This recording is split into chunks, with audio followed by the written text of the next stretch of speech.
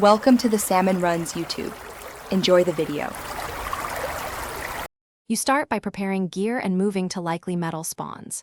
Bring at least one metal pickaxe or a hatchet for improved efficiency. These tools change your output numbers.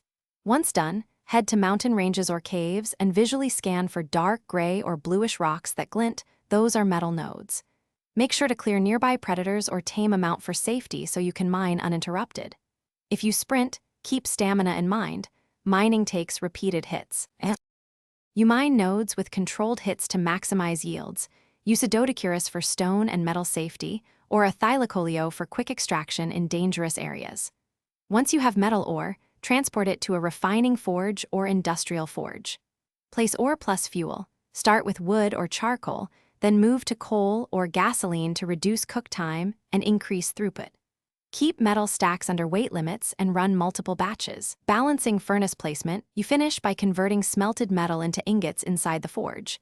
Standard conversion is 3 metal ore per ingot depending on server settings, so monitor the progress bar and fuel consumption. Once forged, transfer ingots to a secure container or quick access saddle. If something goes wrong, no ingots appear. Make sure the forge has fuel, verify your inventory wasn't full, and relog to clear miner desyncs.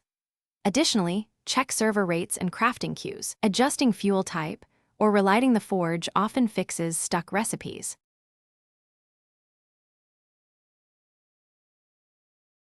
Thanks for watching. Consider subscribing if we helped you.